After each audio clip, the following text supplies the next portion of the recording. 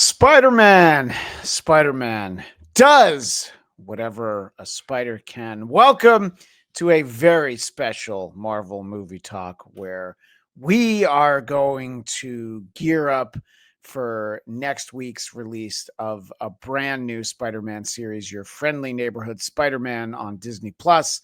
And we are going to go through each of the previous 9 animated series, and we will tell you our favorites and maybe recap a little bit about what each of those shows is like. So I'm very excited to be able to do that. And joining us, as is so often the case, is the one and only Mr. Eric Connor, who has the black suit Spidey from Secret Wars, which of course came with a shield, and someone who doesn't carry a shield of his own. Doesn't need one. Well, yeah, right, exactly. That's the opposite of what I was going to say, but you're probably right. Is Nate Miller. Gentlemen, thank you for being here to talk about our favorite wall crawler. And there are many wall crawlers in this day and age, many web spinners. And we're going to talk a little bit about this is very specifically animated television series.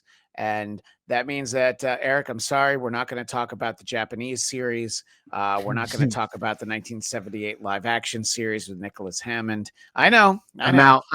And then he's gone. We lost him. We could do a one-off on the Japanese series at some point. And before we start kind of ranking what we think of each of these shows, I think it's important to kind of recap what each of them are. And before we started, I was talking about how it's just a downright dirty shame that we cannot play the theme song from the first ever Spider-Man animated series, which is the Spider-Man does whatever Spider can.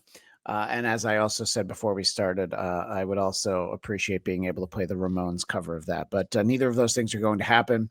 And it hurts. It hurts a lot, but know that we care. But we can talk about how this show in 2025 is best known for that song, but like 1A, the memes that it is responsible for. Case in point, the background that I have behind me, which is the 2 Spideys pointing at each other. And, around the release of No Way Home, they did alter it so that there were 3 of them pointing at each other. They even had that nod in the movie. And it's interesting, this show, because obviously it's been run and rerun many times in the last, 58 years, I guess, is how long it really is at this point. And it's very crude animated style. And we will talk a little bit more about it when we start trying to decide where it ranks. But Eric, I do understand that you dipped into this show a little bit in preparation for this. You perhaps revisited it to some extent, right?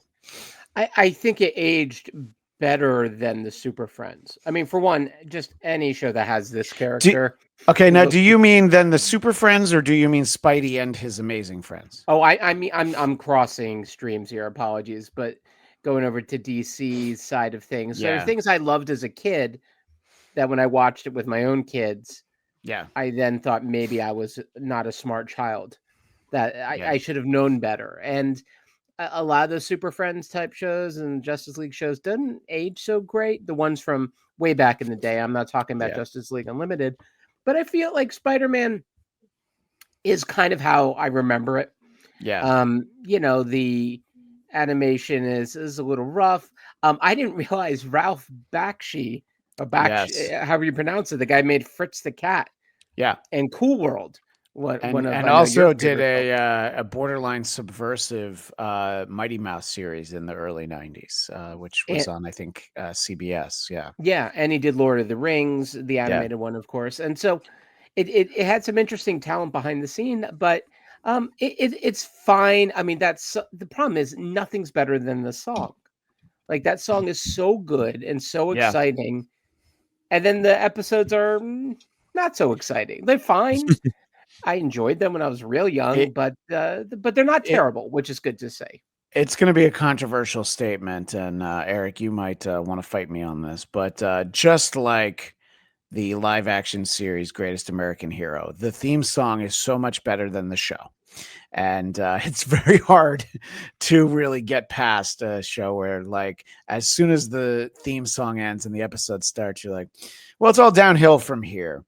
But William Katt's hair is still wonderful in Greatest American Hero. I don't care what you say. No, I mean, I'm not gonna say anything along those lines for sure. And this series had the great Paul Soles was the voice of Spider-Man. The first 2 seasons aired on the ABC network, and then it was syndicated for season 3. So there are 52 episodes, which for cartoons of this era, that's like I don't know, that's like a run of Grey's Anatomy. Having 52 episodes was unheard of, really, you know. So yeah, there's I think a lot that in the moment I can imagine, oh, this is really cool. I see Spider-Man on TV and he moves, you know, kind of. The animation style is very crude, but Marvel had some even more crudely animated series in the 60s where it was really like the pictures just kind of moved over the background. It was more like South Park, you know, like the Thor and the Submariner and the Captain America throws his mighty shield. Yeah, basically. Yeah. Nate, what are your thoughts on this series? Do you feel like it's so far in the mirror that people tend to not really, you know, in the rear view mirror as it is, that people tend to not really think about this one anymore? Yeah, I mean, I think it definitely is more of like a you know, something you look to as an important building block to some of the cooler things we got later. I haven't like watched the show as much as I have seen, like I've seen episodes and I've seen parts from it, but mostly my interaction with it has been with the memes. And I think it is kind of cool that it's able to have a second life because of some of the, like, you know, low budget things that they did at the time, low tech stuff that they did for the animation. It created a lot of funky situations where once you kind of view it with a modern context, it's just like, why is Spider-Man behind the desk like that? Yeah, why? Yeah, there's a lot of stuff like that. There's Mysterio there, and he's leaning on a desk so that he doesn't have to really do too much, right? I found his mouth troubling, is how I'll put it. I don't want to go into details. No, it's an eye, and the eye just moves as he talks. Yeah, but yeah. Oh, no. I'm not gonna. It's an eye. Yeah, I mean, I really appreciate too that they at least in like the earlier parts of the show, it's very comic book accurate too. Yes. To that time of that 60s comics, and so I think it's a great like time capsule of what 60s era Marvel was. I do think that I like the art direction of like the later season more. When Ralph Bakshi gets on the show, actually. But those episodes feel a little bit more like kind of abstract with some of like the characters and stuff. So I don't know. I wouldn't recommend anybody to watch this unless they were like, oh, I love Spider-Man, or if they specifically were like, I love 60s era comics, like I love that kind of thing. If that is your thing, then I think it probably holds up pretty good. You know, it's kind of goofy, lighthearted. If you're going into it, you know, not expecting an animation Marvel, I think there's still some enjoyable aspects to it with like the characters and stuff. And Jameson is funny too. That's a great point. That is one of the things about this series that J. Jonah Jameson does deliver. He lives up to his potential in this earliest iteration, and I do remember as a kid just being it's very jarring because most characters aren't that mean in animated series.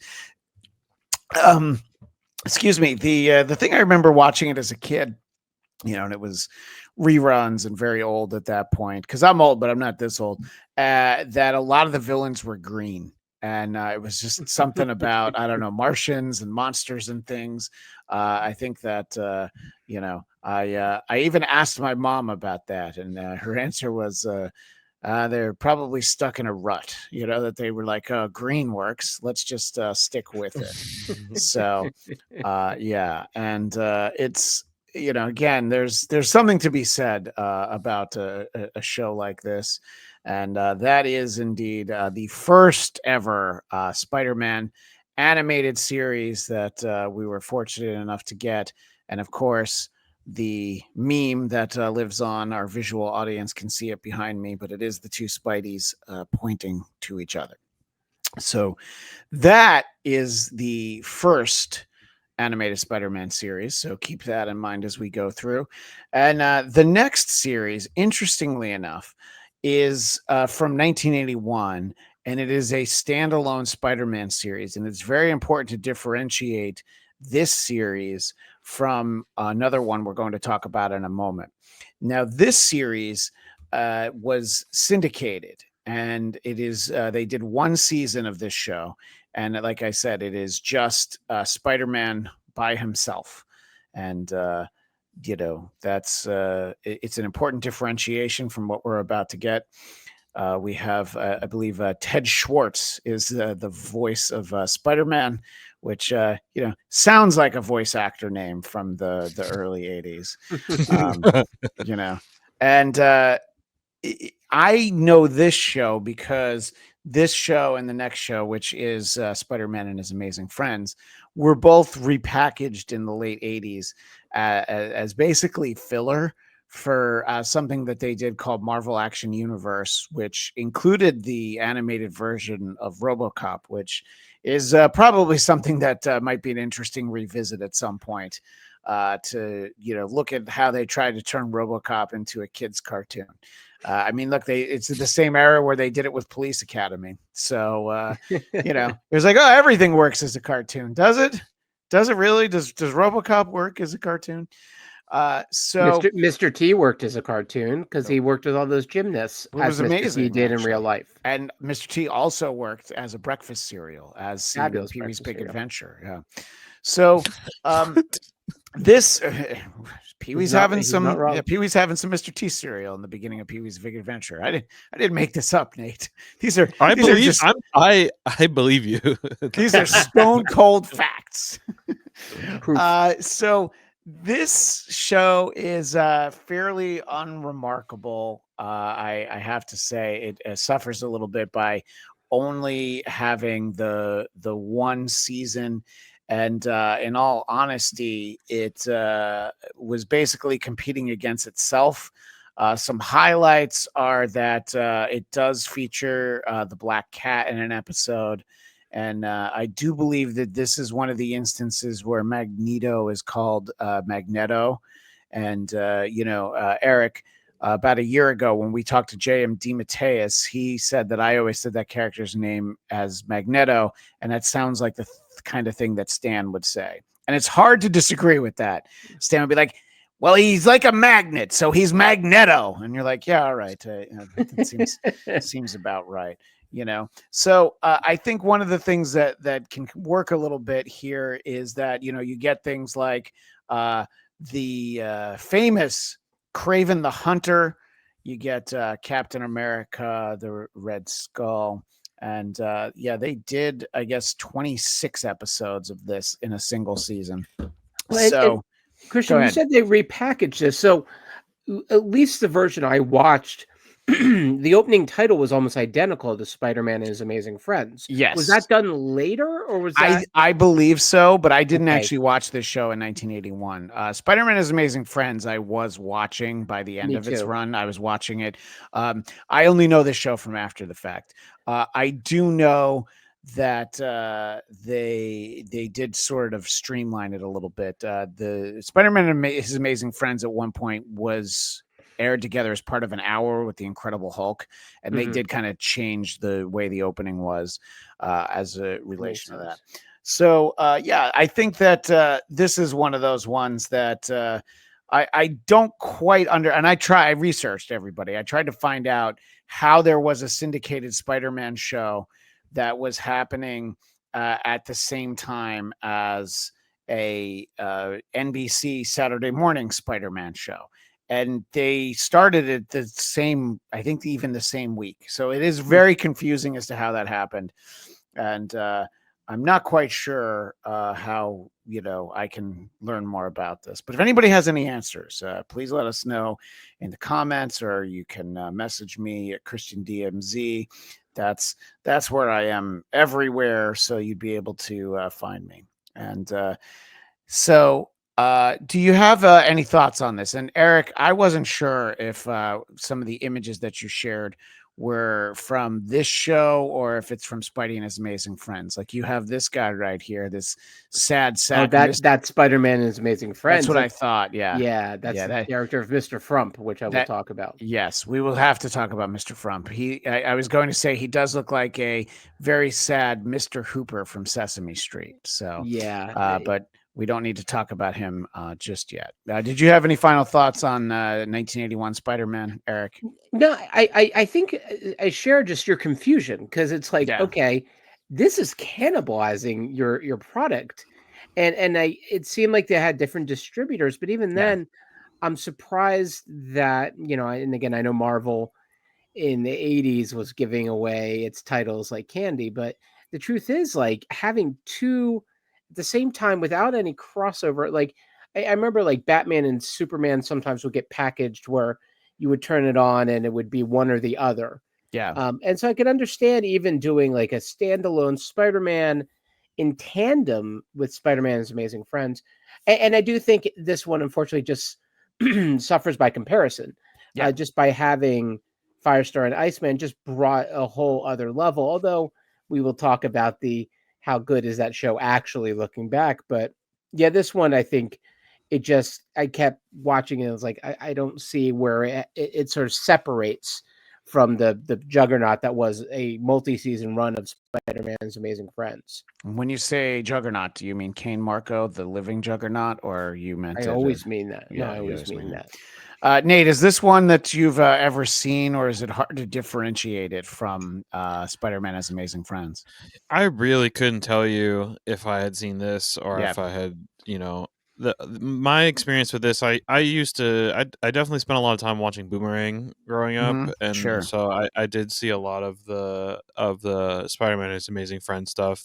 Just thinking to myself, like, why are Iceman and Firestar there? Like, what is happening? But yeah, I really don't know if I could differentiate between the two. I do appreciate the increase in like the art style, and it looks a little bit more comic booky and stuff. But it definitely, like, budget wise, when I just remember watching it and being like, wow, when did they make this? This is so old. Right. It's so old. It's me and Eric. That's how old it is. And I used to think this was the 60s Spider-Man. Joe. Right. And then you saw the 60s Spider-Man. And the thing about the early 80s shows, at least the animated series were actually animated, and it wasn't as many still images. Before I started gathering my thoughts and my notes for this special where we're going to be talking about each of the series, I thought that they did this one first. They did a season of it, and they were like, okay, this isn't working. Let's add the Amazing Friends. Right. And I was wrong. So, boy, am I glad I did my homework, because somebody like our buddy Daniel Drew would point out just how wrong I was. And, I would always appreciate it. So for regular viewers of our show, know that I often refer to Spider-Man and His Amazing Friends because it was definitely a gateway drug for me. It was while this show was still in first run that I started reading Spider-Man comic books. I did continue to watch it in reruns. And again, it was repackaged in the 80s as part of Marvel Action Universe. And there are some tremendous guest stars throughout the 3 seasons of this show, including 2 appearances by the X-Men. And it is the first instance of Wolverine with an Australian accent, which would translate into the first X-Men pilot, which was Pride of the X-Men, not the X-Men 92 animated series. Interestingly, always found it interesting that the on-screen Wolverine would be played by an actual Australian but not using his Australian accent. So it's just so yeah, I think that this show is very much an early 80s Saturday morning show. And I mean that not as a compliment. There are things that work against it. Number one being Miss Lion, Angelica Jones's dog. It's all their dog. It's their friend. And, you know, you always have to have that. The Super Friends had that. They had the monkey Gleek or Gleep. And yeah. And you know, I sort of like the idea that they were all in college, but they lived together. They had this headquarters that they had to hide from Aunt May. And in the show opening, you know, she's vacuuming and she accidentally, you know, converts the room into their headquarters, but she's not looking up, so she misses it. So there's things like that. So I have an affinity for this show that it might not deserve if I was able to watch it more objectively. This is the first instance of a comic book universe character being introduced on an animated show and then making her way to the comic books, as in Firestar, who first showed up in Uncanny X-Men 193 and went on to do her own miniseries. And she's been a part of the Marvel Universe since about 1985. So it's a little interesting thing. And in reading about it, they wanted the Amazing Friends to be Iceman and the Human Torch. But as fans of the 70s Fantastic Four series know, there's a lot of rights issues with the character, the Human Torch. So they just created a new one. I think one of the most interesting things about this is how in her secret identity, her day form, Angelica Jones looks exactly like Mary Jane Watson. It's very confusing. Right. And a touch of Phoenix to her. I always that's fair. And I think on the heels of that run in X-Men, kind of made sense to have a comic book representation. And very similar feelings as you, Christian, where this was very much like, for me, 81 to 83, that was, I would watch this and then go play soccer right afterwards. This was like my Saturday morning jam, this and whatever was the most sugary, awful cereal my mom would allow me to get. And this, even the opening song is great. The opening titles is great. Like it has a real punch to it. The storytelling, age hasn't been kind to the storytelling, but at least it kind of gives us a lot. Like it does have a nice array of characters. And I think Iceman is, pretty cool in this. Like sorry for the pun, and it was not intentional, I promise. But you're not disappointed that you made that pun. No, I'm a little disappointed. Okay. I didn't realize, I was like, why do I know Frank Welker's voice? Frank Welker was Fred in Scooby-Doo. So Iceman is Fred. Yes, and he also sounds like Fred. Yes. Yeah. Makes sense now. Yes, it makes sense now. Sorry, I don't solve Scooby-Doo mysteries like some of us do, Christian, but I do what I can. And now I look like the old man at the amusement park. So it's full circle. He also was Soundwave. So that's a guy who actually did a ton of voice work. Yeah, wasn't he also Scooby-Doo? The dog. I don't think Frank Welker was. I could be wrong though. And also Firestar, probably my first animated crush.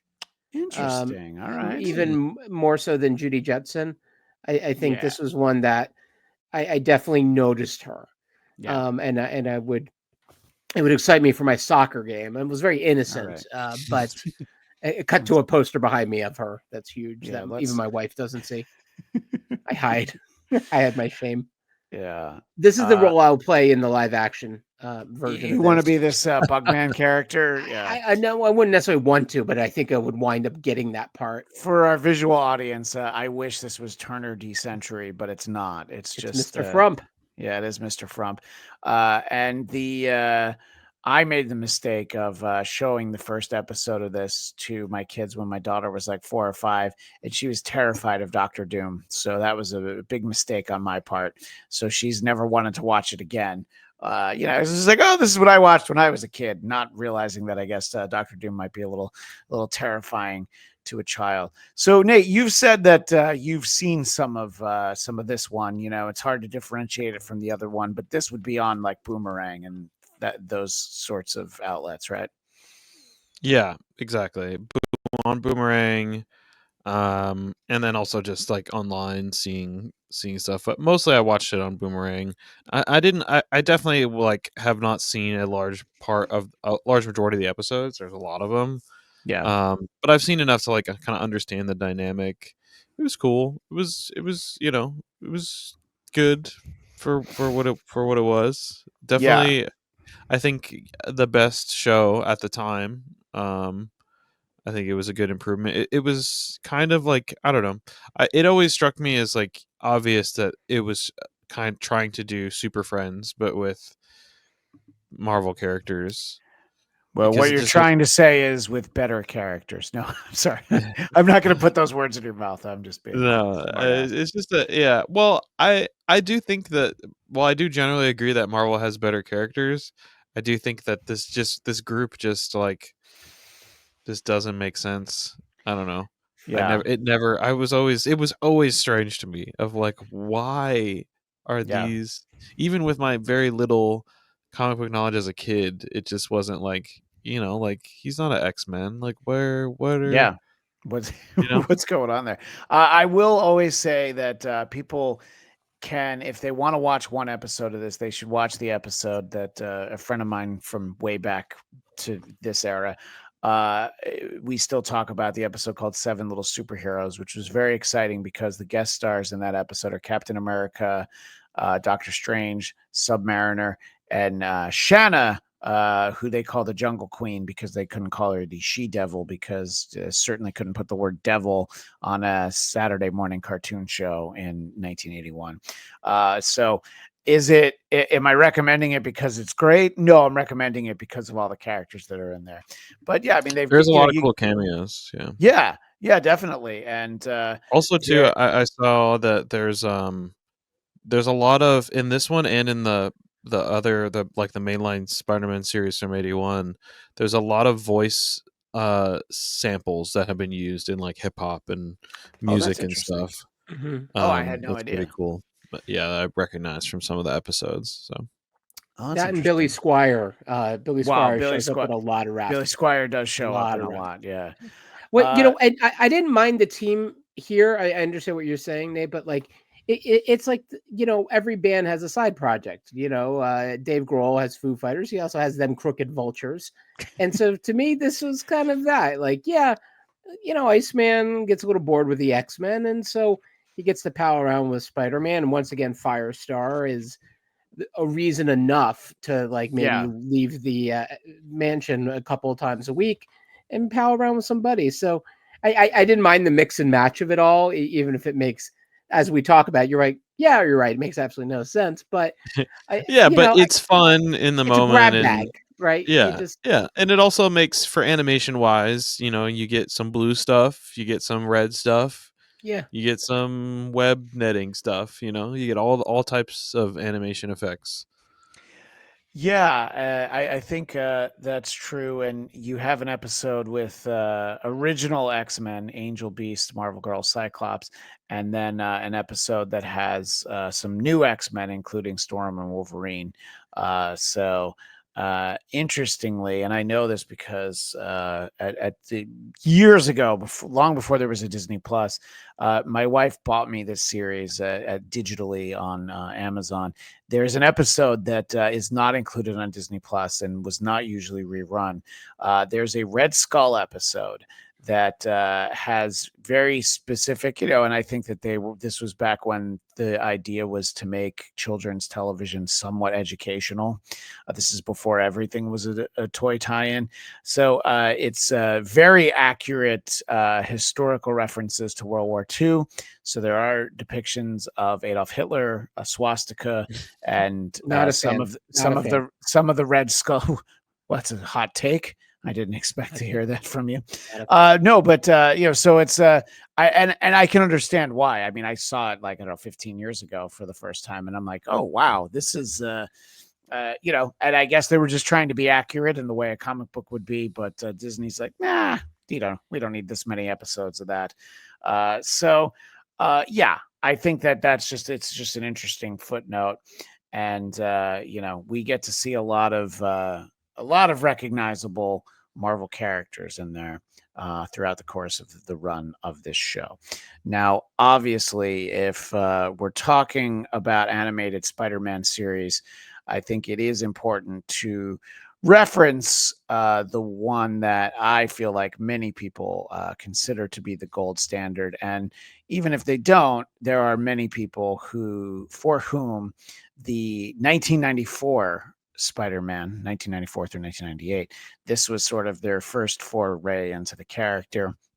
And I think that this is from a golden age of animated superheroes on TV, because this is the era where you have the X-Men animated series, the Batman animated series, and the not always mentioned in the same breath, but still great, the Superman animated series. So I think this show is tremendous. I did earlier today doing my preparation.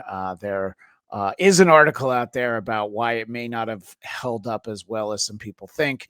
But look, I mean, you understand what the animation style, what the limitations were of that age. But Nate, I'm going to start with getting just some quick thoughts from you on this so that we can, get through the rest of the shows. I think that we know that this is a show that a lot of people will hang their hat on as a great achievement in animation. Yeah, I think it's especially like you said at the time, the animation was, we outside of the other similar shows in this era, like very genre defining. Even so much as to like, it's cool how you can see the comics influence, the show adaptation, and then the animation, then popularity influences the comics again, even post the wake of the show. Even like things like Venom and stuff, the way the character is depicted has like kind of carried on to like the legacy of like what Spider-Man is. But yeah, this is the one for me that's special. This is the one I grew up watching, and especially I think the length of it and the way that the writing really struck a really delicate balance of allowing each episode to kind of stand alone, but still building these larger stories, which is just like comic books. And I think there's a great cross section of characters that they introduce. They do a good job of like making stuff comic accurate as much as it fits within the format of the show, which I think is very important for adaptation. I think the voice acting is great. Like, yeah, I think there's a reason why it's not a hot take to say that this is kind of like the gold standard of Spider-Man shows. Yeah, and interestingly, it had been over a decade since there had been new episodes of animated Spider-Man. I mean, that's such a long time to think about now. And the voice of Spidey in this show, Christopher Daniel Barnes, and of course Ed Asner, I believe, is J. Jonah Jameson. Yes. And what I love about Mark Hamill's Hobgoblin is that it is his same voice he does for the Joker. But God bless Luke Skywalker. No notes, really. And of course, a theme song partly composed by Joe Perry from Aerosmith. So this is very 90s. But this theme song, I know that the classic theme song, I would agree with you, is the best theme song. But this theme song used to get me so hype when it would come on. Like all of those 90s cartoon theme songs, it just like really added to the energy. And it was really cool because this show had that kind of like that 90s edge where everything has to be like kind of a little dark and edgy, but then also still like it was a 90s kids TV show, so they were still very meticulous about the censorship in terms of like violence that was depicted and like over sexualization of characters and stuff. So it's a really cool like time capsule culturally too. Yeah, no, I think there's ways that it's very 90s, and they were able to get characters like Morbius on here, and like you said earlier, Venom.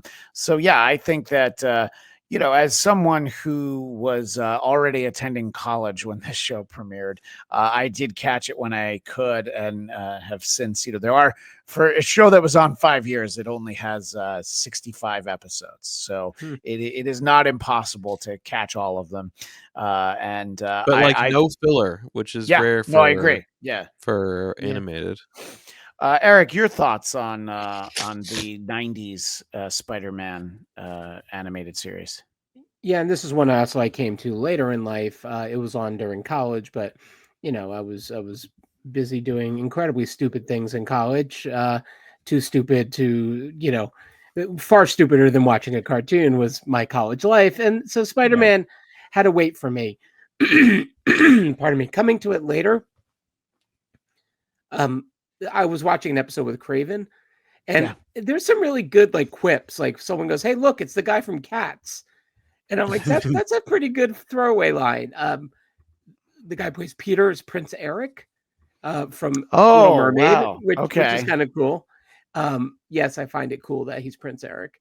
And per what you were just saying, Nate, about censorship, rules for the production of the show included no punching, throwing through glass, putting children in jeopardy, or vampires.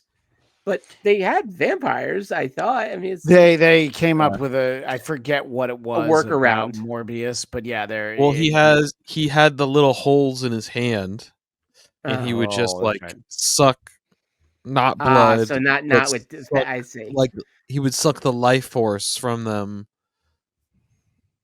Yeah, it was a workaround. Right. There was a lot of workarounds for sure. Oh, and then they couldn't use the word sinister. I just read, which is kind of funny too. Yeah. But this one, I think the pieces work. It was on, I guess it was Disney Kids originally. Christian, maybe I'm wrong on that. No, this was Fox. Oh, it was Fox and then Kids, Disney Kids after the fact. But but I think it's one that it doesn't quite have, for me, like X-Men, Batman, early 90s, mid 90s, maybe surpassed this a bit, but I think this is a big step forward for Spider-Man, and one that there's only really one and a half shows since then, I think, that touched this one in terms of level of artistry, if you will. So yeah, this is if you're looking for a place to start, this feels like the right one to recommend any even casual Spider-Man fan. It feels like this is kind of a safe bet to watch.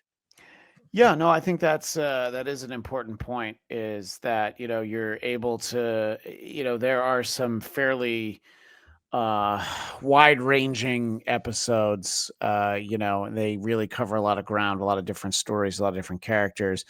So yeah, it is definitely a fun show. I do expect, when any of our audience decides to weigh in on any of this after the fact, I do expect this show will rank fairly high. And interestingly, the next show was only a few years later, and it really is only 1 year after this ended. Spider-Man Unlimited, which has fairly few episodes for the amount of time that it was on. And this is, again, one that not necessarily as many people think of as that. It was also on Fox Kids, but I think that one of the things that worked against it is that it's not a continuation of that series. So I think you would tune into this and go like, but it's mostly not. Right. Yeah. I think that's a great way to explain it. It's one of those ones Review of the century. Yeah. No, because it is basically, it's like, it's inspired by, but it's not a direct continuation. And as anyone who worked in television knows, that's really just because you don't want to pay the people who created the original thing. So, Nate, was this one that you were watching first run when you were little, or is it? Did you end up so I watched some. Like, I watched some of it. It was a short season, but it didn't hook me in the same way. It definitely was supposed to be like the follow up to the other show, and I think there was some disappointment around that. I did, however, as someone who enjoyed Batman Beyond as well, I did enjoy a lot of the kind of cyberpunk future aspect of it. I there were parts of it that I liked, but it just ultimately wasn't like super memorable, and it didn't have like the same type of narrative hook with like characters like like the animated series had. Yeah, and Rito Romano is the voice of Spidey, and it is interesting that it does only have 13 episodes spread out between 1999 and 2001. It was just sort of slapped into the Fox Kids, and it does indeed end on a cliffhanger that was never resolved. So yeah, I think that this is seen as kind of an indirect continuation of that show. Well, at least like it's a continuation of the spirit of the 90s show. And it would be just a couple of years before we got the next series, which is one I didn't know about at the time it was happening, but somewhere in the last decade or so, I remember finding out about it and checking it out. Spider-Man, the new animated series from 2003, is also known as the MTV Spider-Man series because, yes, It was literally made for MTV. And the voice of Spidey and Peter is Doogie Howser himself, NPH, Neil Patrick Harris. And Ian Ziering from 90210 is Harry Osborn. From Sharknado. He's from both. All right. Let's just let's not get into this fight. Let's not get into this fight again. And interestingly, singer Lisa Loeb is Mary Jane. It has a fairly unique animated style, but when it came out, it was a continuation of the Sam Raimi movie, and it was in universe continuity right up until they made a sequel to that movie, and it was invalidated. So there's like this moment in time where it is a continuation of that movie, but it didn't last. And it also was only one season. So, this is part of the Spider-Man extended universe. But I was kind of impressed because, look, it's slightly more mature than Fox animated kid stuff. It is not like they did this for Adult Swim or, anything like that. But I kind of liked the spirit of it. And honestly, I liked Neil Patrick Harris as Peter and Spidey. I think that there have been some good Spideys before this, but you do need to have somebody that's as good with the quips and as funny while they are the Spider-Man character. Eric, were you checking this out in a pre-Jersey Shore era of MTV, or is this one that's after the fact for you? I do remember watching a couple when it came out, just really curiosity. Sure. And also the idea that it was on MTV. I'm like, okay, well, I guess it's cool watching this as a, then I would have been, like almost 30. But I was like, yeah, it's okay. It's on MTV. And, it's funny. The animation is woefully dated. But I do like that it grew up a little bit. Like the previous show, Spider-Man Unlimited, the Counter-Earth is so kiddie. Like the characters there, it doesn't quite pull it off in like a Guardians of the Galaxy kind of way where it just feels a little young, like who's on Counter-Earth. This one's the opposite. This one, in the episode I watched for preparation for today, he called someone an A-wipe, and so they're pushing a little bit more. It to me, tonally, at times gets closer to the comic book in terms of just the gravitas of what it means to be a Peter Parker in this world. And I kind of wish it did go a little bit longer. I think there was definitely some interesting pathos here. It was nice seeing something that wasn't so kiddie, that wasn't worried about being kiddie. Even the opening episode deals, I mean, you could see the kind of the wonky animation here. But even the opening is like there's hazing. Electro is basically created by getting bullied. And so I think like that's actually, that to me feels like what drew me to Marvel a lot was those kind of themes. So it kind of went bravely there. I think it was a good fit for MTV. You could also hear the music. It goes a little bit more, kind of Chemical Brothers light is how I describe some of the sound of it and the music. So it's very much slated for MTV. It knew its audience. And of course, having Lisa Loeb in the mix too was a way of MTV sort of flexing its MTV-ness. And she looked pretty good. Well, again, she's animated, so you keep that in mind. But yes, there's Lisa Loeb, who you can find these days on the 90s on 9 on Sirius XM. And Eric was, of course, kind enough to send this from his personal Sharknado collection. Any thoughts on this series, Nate? Is this one that you caught in the 2003 era, or I did, yeah. I watched this one.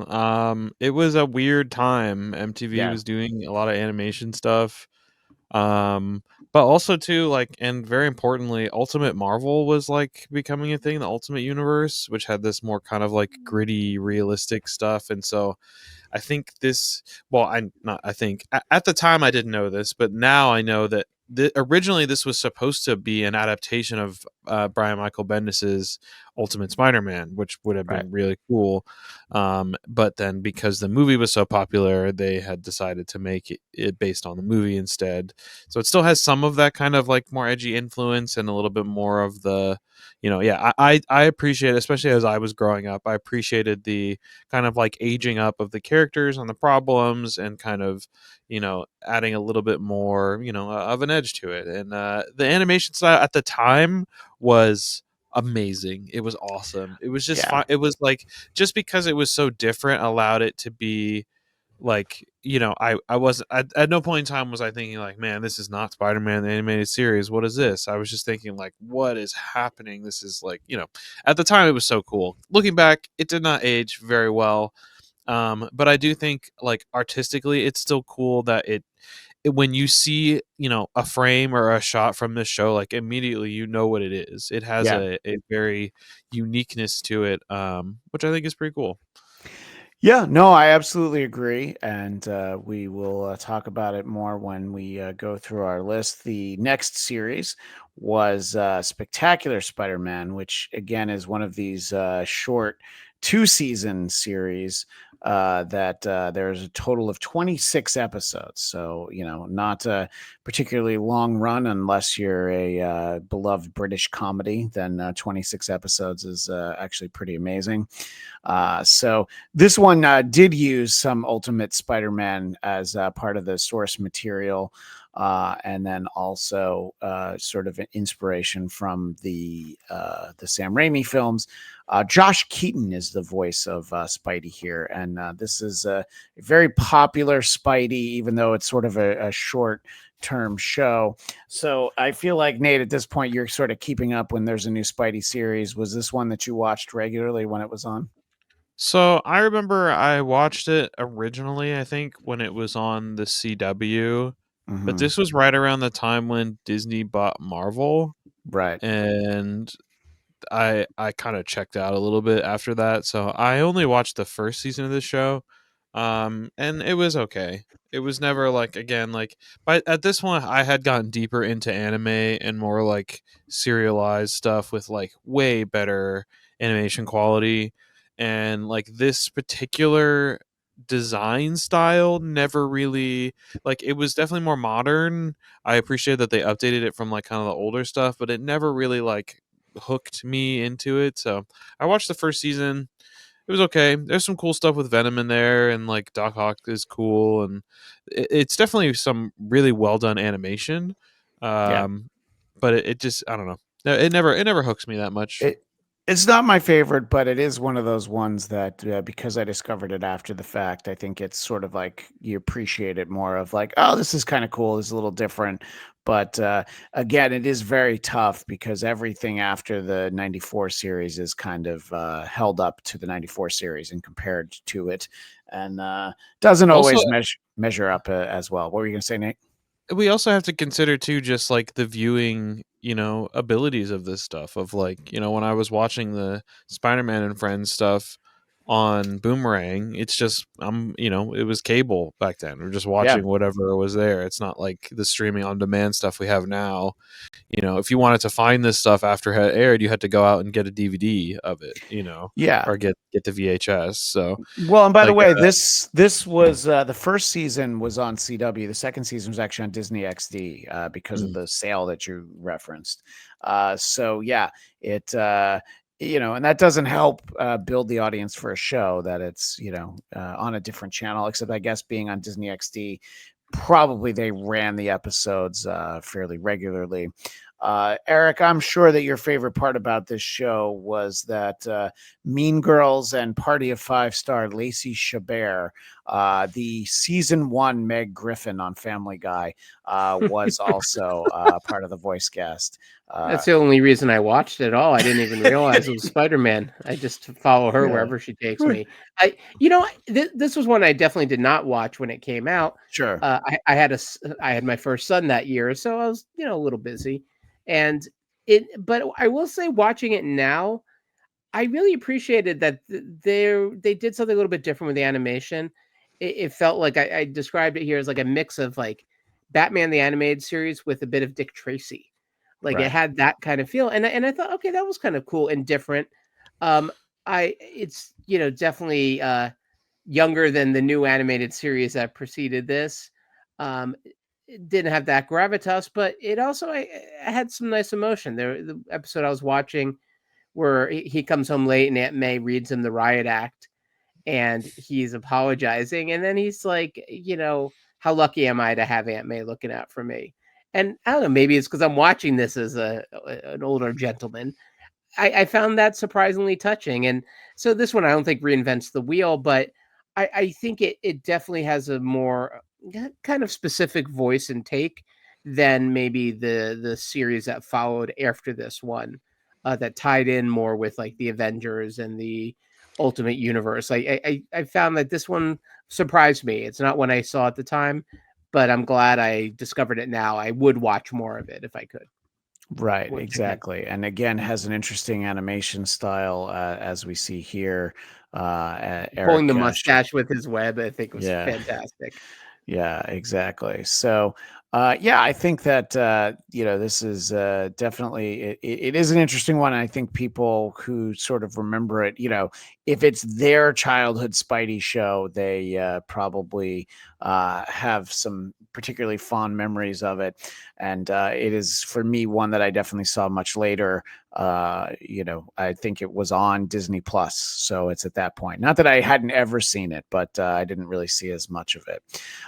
So that will bring us to Ultimate Spider-Man, which actually ran for a number of years, had quite a few episodes, actually. And this is Drake Bell as the voice of Spider-Man.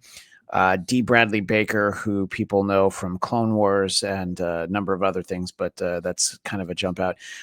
Important to mention that the voice cast also includes J.K. Simmons and Milo Ventimiglia.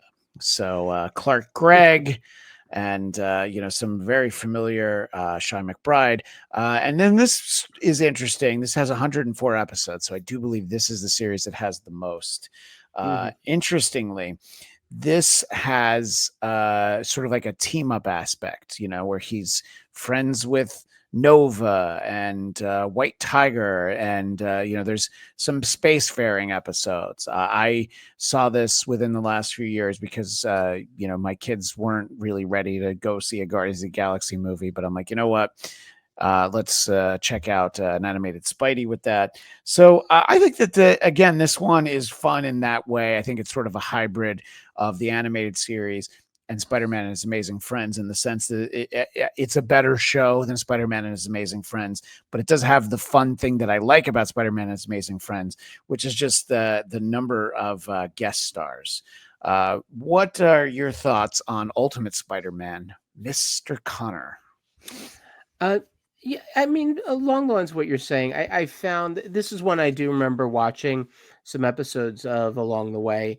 And, it did feel maybe a little young at times, but the thing that is nice about it, I mean, even this, I think I was watching an episode that had Moon Knight in it. Yeah. And, the breaking the fourth wall thing, I mean, Peter is always yapping, as my son would say. He's always running his mouth. Breaking the sure fourth is, wall, yeah. it's not such a big deal. So I think it was like it's a good job at it. It gets across sort of the surface level stuff of Spider-Man quite well. And also because they were really taking a little more onus into combining things. This is, post MCU kind of world. So now we're talking about, okay, well, let's tie this in with the Avengers. And they did that with both this show and then the Spider-Man show that followed it, where they really were sort of like pulling from other parts of the Marvel universe.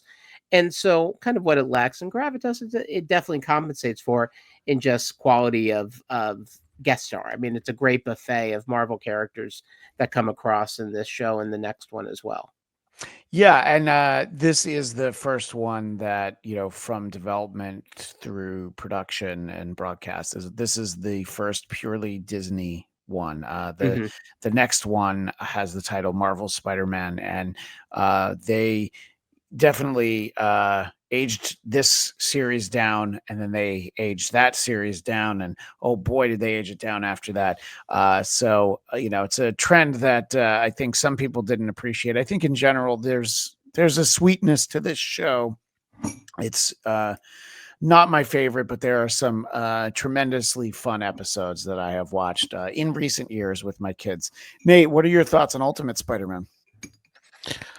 I don't have many thoughts on Ultimate Spider-Man, to be honest. I had a very serious cultural boycott that I was going through at the time. Okay. I was not a fan of the Avengers show, the Earth's Mightiest. I thought the animation was bad and the art design looks stupid.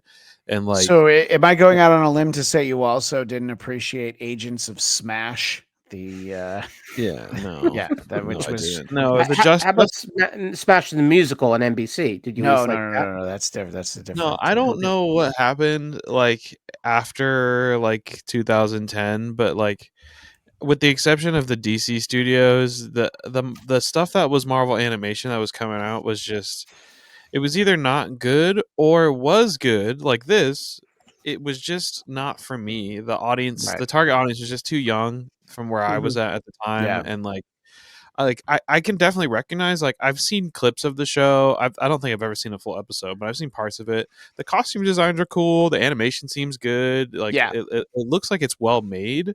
It's just everything I've seen of it tells me oh, this is for kids, and not for kids in the way that Shrek is for kids, where adults can watch it and there's jokes that kids don't get, but just straight up kids. And I know that it continued to only get more kind of for kids, which is not a bad thing. It's just not for me. It's not something I'm going to sink my teeth into and be oh yeah, I really want to watch all of these stories. Yeah, there's a certain point where you get to the point where the things that feel like they're for kids are not something that you're interested in, and then you get much older, and then you come back around and you go okay, this is kind of fun, maybe to watch it with kids, or maybe checking it out so that you can. The next series that we have is a little bit of an interesting one personally, because this was for Disney XD. Marvel's Spider-Man from 2017 through 2020. And particularly, it is interesting for me personally because the voice of Spidey on this show, Robbie Draymond, visited with a young, fresh-faced host over at AfterBuzz TV, along with my pal Z Anderson and Carrie Lane there. And he came and sat in studio with us. And so I watched a lot of this show in preparation for that. So it was definitely kind of a fun thing to get. He was a super nice guy, and he was fairly well known for some other animated work that he did there. But it was, we appreciate when we would get a guest in studio over there, which didn't happen that often. But when it did, it was really a lot of fun. This show is very much for a younger audience, and it felt like it's very confusing, because his friends are other Spider characters, and some of them you may know, some you may not. And it actually has me thinking that this one is a little bit in line with what we're about to get from your friendly neighborhood Spider-Man. But again, I can find the characters are often fun to see and different takes on different Spidey things. I thought Robbie was a fun Spider-Man, not just because he joined us in studio in beautiful North Hollywood. I also think that he was a good job. None of these Spideys really jump out as bad for me. The one from the 67 series, it doesn't necessarily feel like they kind of got what Spider-Man was supposed to be at that point. But the character was only 5 years old. Yeah, and there's also so much other stuff going on in the show that like you're not thinking about that he doesn't necessarily sound like Peter Parker. Yeah, right, exactly. So did you check this one out at all, Nate? Because it was clearly, I mean, we were. Yeah, the only way I saw this was I set the DVR at AfterBuzz, and I would watch it there sometimes between shows. I will say I currently have curated my lifestyle, fortunately, to avoid interaction with children as much as possible. But if I were to have a child in my life that I had to spend some time with, I will definitely be using these Spider-Man shows in my back pocket of like, okay, now is the time I'm going to watch these Spider-Man shows, So I think they have a very important purpose. It's good for us to onboard more nerds onto the comic book, Marvel, Spider-Man ramp, I just want my needs to be fed also. Yeah. Now, as someone who has been a fan, for 30 years, like there's lots of really, that's the cool thing about comics is that you can have variety. So yeah, absolutely. Well, I can't wait to tell my kids, Felix and Lucy, that Uncle Nate is going to hang out with them for the weekend and watch some Spidey. Oh no! Thanks for the offer, Nate. I volunteered. What have I done? Yeah, what have you done? Not even TV, just board games. Don't even give them a TV option. Eric, your thoughts over here with this Disney XD Spider-Man that did not get a lot of attention for the time, and I don't know if it ended because of the pandemic or if it had run its course. It's hard to really say. It just kind of, no pun intended for Spider-Man, but it did kind of peter out at one point. So, yeah, well, I think this was also one that started really exploring multiverse. Yeah, and so I think on that end, it yes, it's the things you're bringing up. Like it's still very much kids centric, and I agree. Like family and kid are not necessarily the same thing. Like Inside Out 2 was one of the best movies I saw this year, and I'm not saying it was the best kids films. No, it was one of the best films I saw, and so I don't think you have to write down or to children at the expense of the adult part of the audience.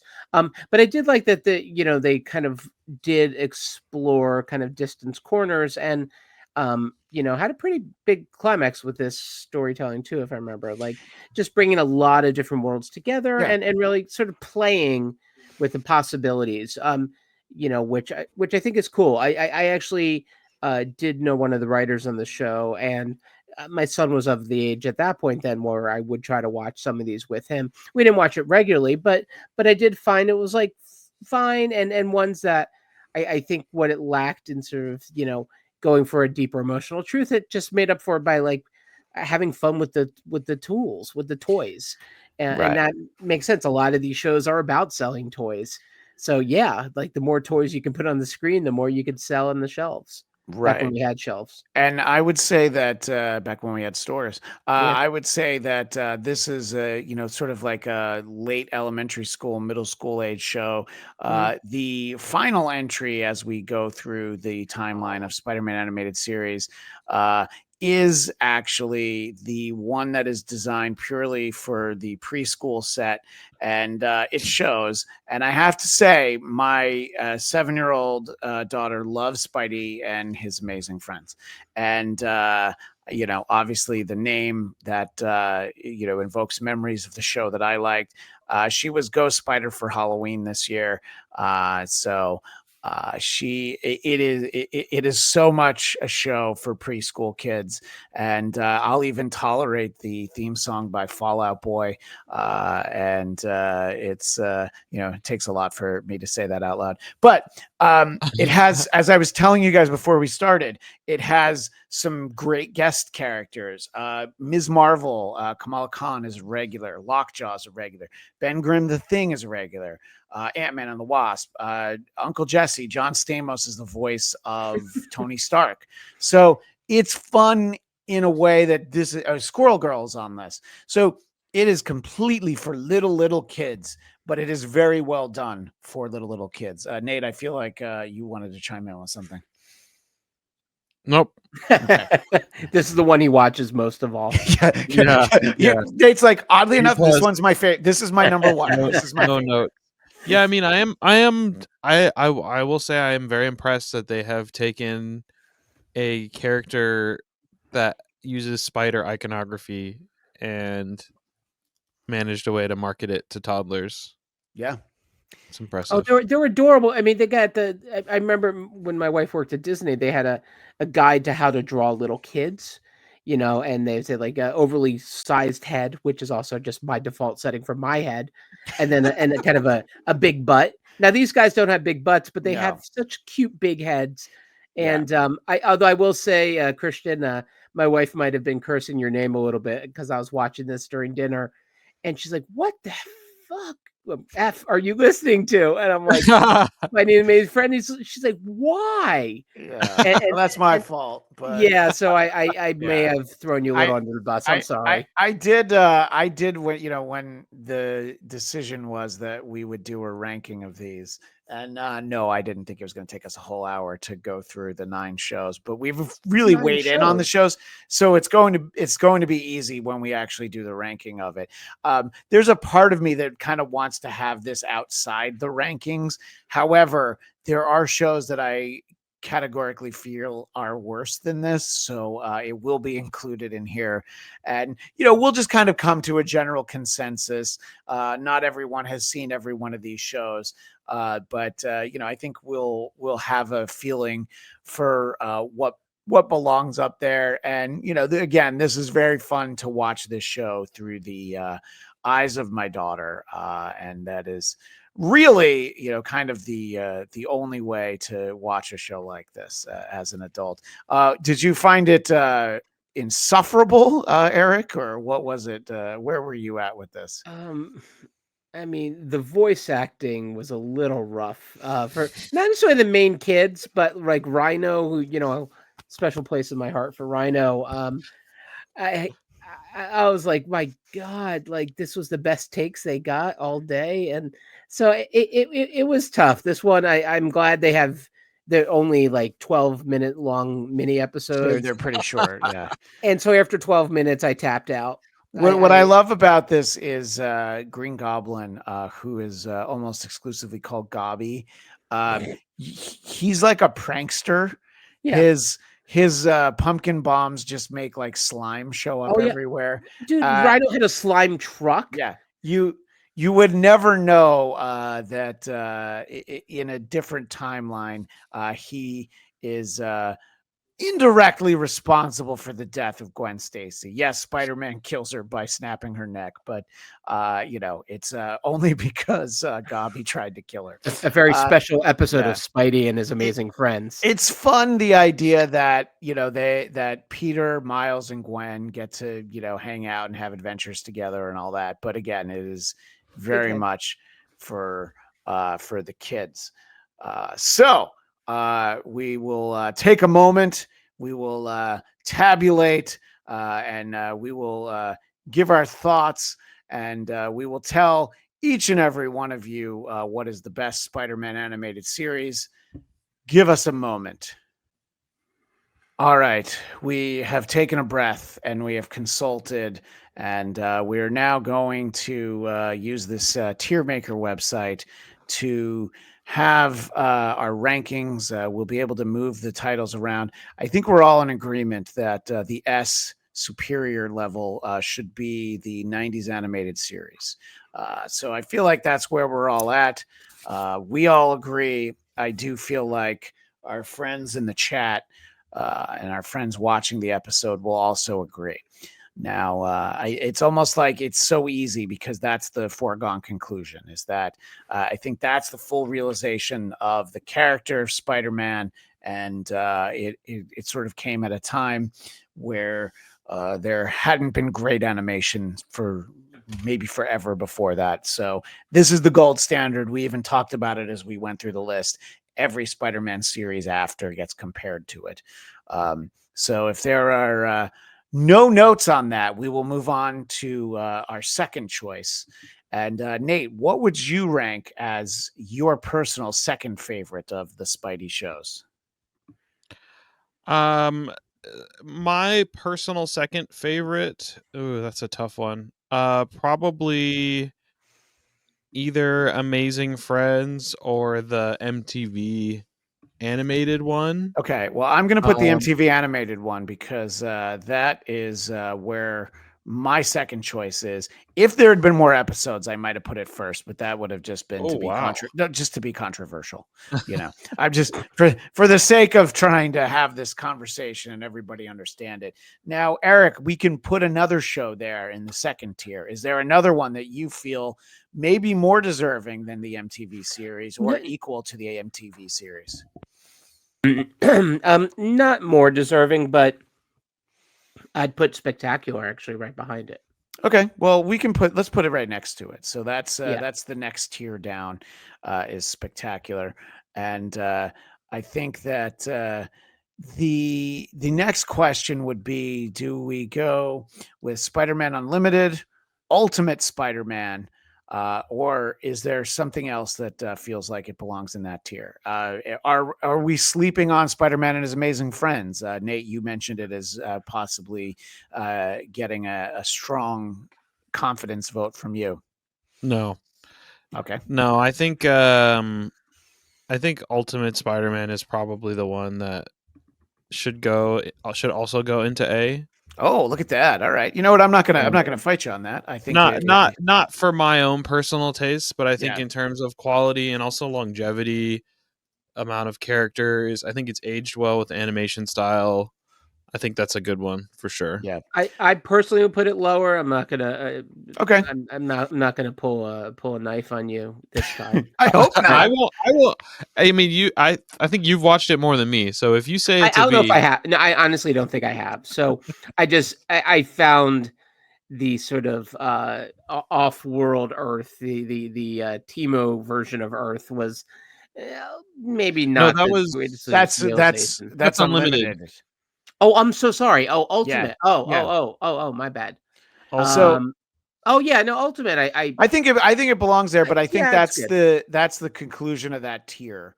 Yeah, that sounds fair. Sorry about that. On the B tier, I am putting Spider-Man and his Amazing Friends. Yeah, it is heavily weighted for nostalgia and importance to my childhood.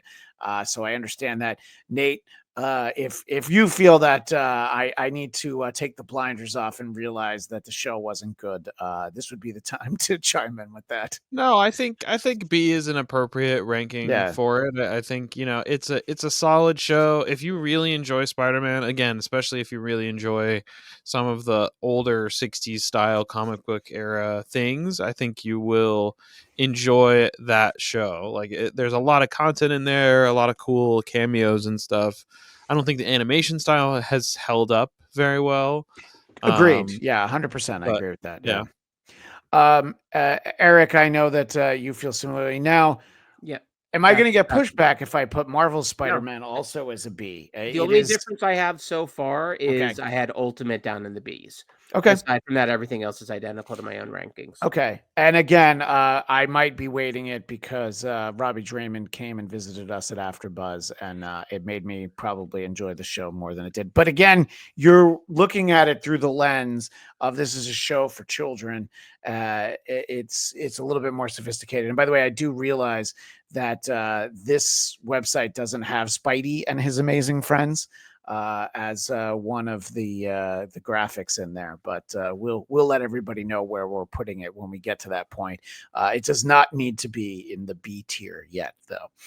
We have 3 remaining shows now. well, 4 counting Spidey and his amazing friends. Does anything else go in B, or are we now officially in the average and below section? I think we're in the yeah. I think we're in agreement. I just wanted to know. The distinguished gentleman from Delaware agrees. Yeah. I will give Spider-Man Unlimited a full C average because it is at least a modern show. It looks good. There's elements to it that work.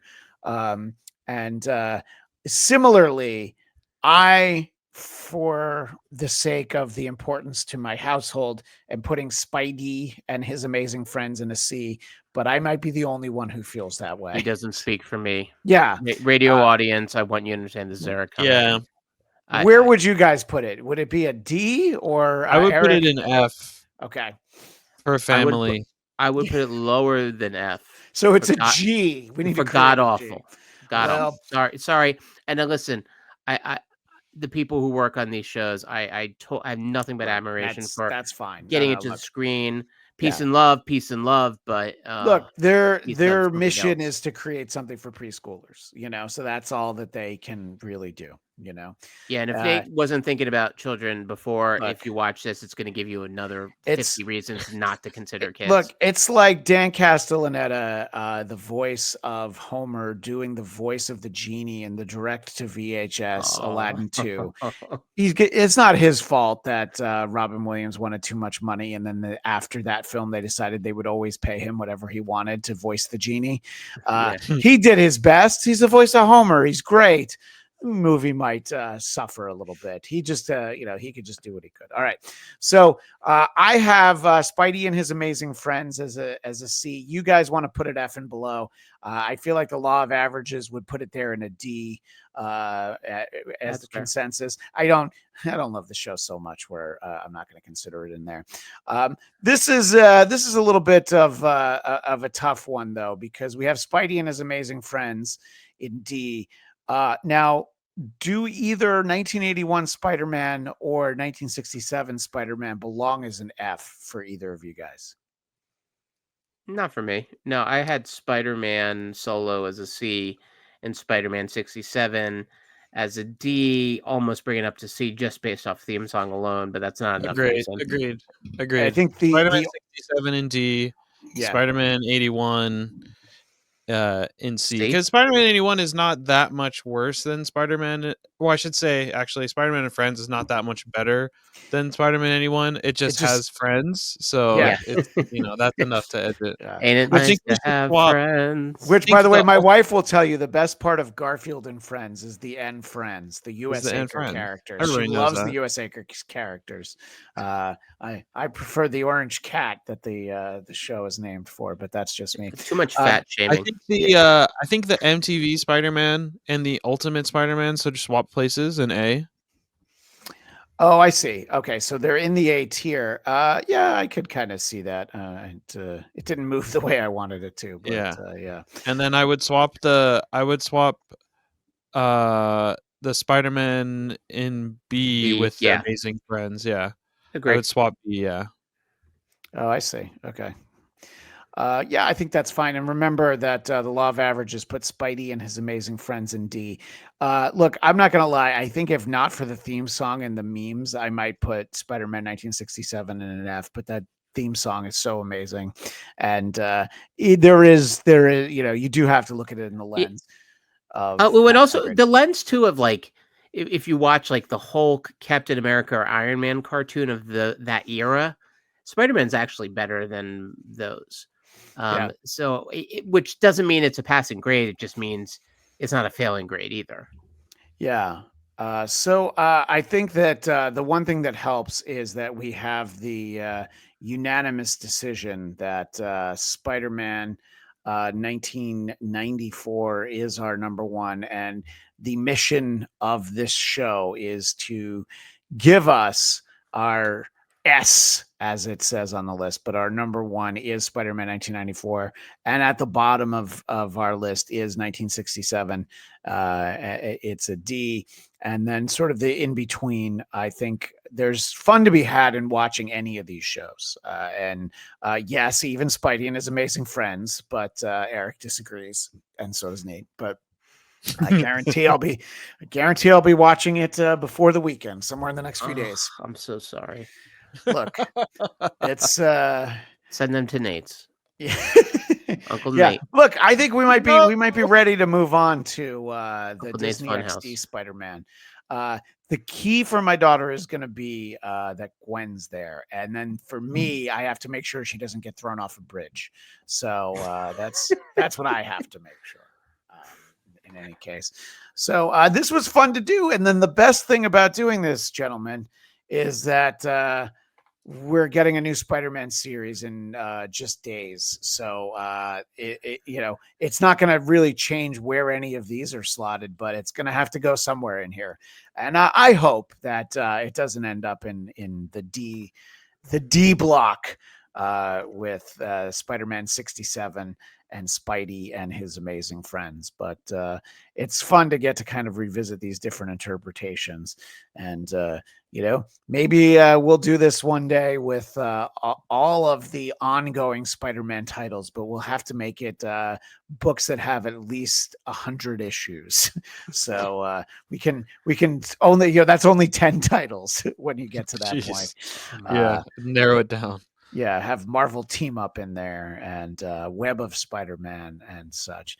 Well, thank you guys for taking the time to do this. Obviously, it took a little while, but as we stressed, you're talking about, I guess, 10 different shows as I look here, including Spidey and His Amazing Friends, and we're about to get the 11th. So I didn't count very well. Yeah. So we have 9 on the screen, and the 10th one is also right there next to Spidey. And there's 8 on the screen. Oh, there is. So I'm not. Oh, you know what? That one logo really threw me off. Yeah. Okay, you're right. So we have 9. We're getting our 10th, and we'll take a screenshot of this and see where the new show is going to slot in here. But thanks to Nate for sending me that link from tiermaker.com, because that certainly made this a little bit easier for our visual audience. And for our audio audience, I feel like we did a good job, but we'll recap for them real quick before we sign off. So the S tier at the top of the food pyramid is the 1994 Spider-Man. Then below that, the A group having Ultimate Spider-Man, Spectacular Spider-Man, Spider-Man, the new animated series from MTV. B has Marvel's Spider-Man from 2017 through 2020. And alongside that, Spider-Man and His Amazing Friends. And using the way that grades were classified in school, C means average. So Spider-Man Unlimited and the 1981 Spider-Man are both average, but below average with the D block, as we said, 1967 Spider-Man and Spidey and His Amazing Friends. So thank you very much, gentlemen, and for everybody who's hung in here with us as we ranked all of this. We will be back with Marvel Movie Talk next week. We are going to look at each weekly episode of the new Friendly Neighborhood Spider. Your Friendly Neighborhood Spider-Man is the full title. And I think we won't devote whole shows to it, only because it's, look, I hope it's great and we end up spending as much time on it as we did for X-Men 97. But I feel like we'll hopefully have other topics sort of tied into that. We're about to get Captain America, Brave New World. I'm still waiting to figure out what the popcorn bucket is going to be. We'll talk about that on a future episode. And Daredevil Born Again will be with us just a few short weeks after that. So plenty of great stuff to stay tuned for. So make sure you subscribe on YouTube or audio podcasts over on Geekscape, and you'll get the show there. But that'll be all the time for now. But we want you to be able to keep in touch with us. Nate, where can people find you and try to recommend episodes of Spidey and His Amazing Friends that you should check out, like the one with Ms. Marvel and Lockjaw? But, no pressure. Yeah. please send me those recommendations. I don't even know. You can find me online. I don't have trust in social media anymore, so you can find me. You can find them on this show. Just look for them and leave. You comment on the videos. Be in the live chat when we are doing new episodes, and we'll go from there. Eric Connor, where can people find you? Well, I'm somewhere in the dark crevices of the nether world that is social media nowadays at account Eric Connor, EricConner. You can find me hanging out in the Geekscape Christian Blatt web, that is Marvel Movie Talk and the Geekscape Book Club, and occasionally I wind up at other places like an episode of Christian Cringe, a very special Judaic episode of Christian Cringe. Which I need to stress is not a series about all the cringy things that I've done in my life, because I would not stand for that show. And by the way, people would hate me if they were aware of just how cringe I've been. Yes, I know that you were on that recently, and we appreciate that. We do have a Geekscape Book Club coming up this month that, as we're talking, I realize we haven't scheduled it. We'll be talking about a recent Penguin book as a tie-in to the Penguin series on Max. So follow us on social media. I'm at Christian DMZ, and subscribe to the Geekscape YouTube channel. Then you'll know it's there. You can subscribe to the audio feed as well, and you'll get that. And please check out my personal podcast, Blackcast, BLADTCAST. And we have some fun over there. And Tuesdays, 2 p.m. Eastern, 11 a.m. Pacific on the Who Are These Podcasts YouTube channel. Who Are These Broadcasters? We've definitely had some fun in the last few weeks taking a look at media because, boy, there's some interesting things that the media is covering.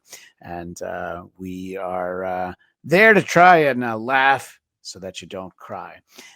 In any case, that is more than enough time. That is all the time we have for right now. As the great Stan Lee would say, Excelsior!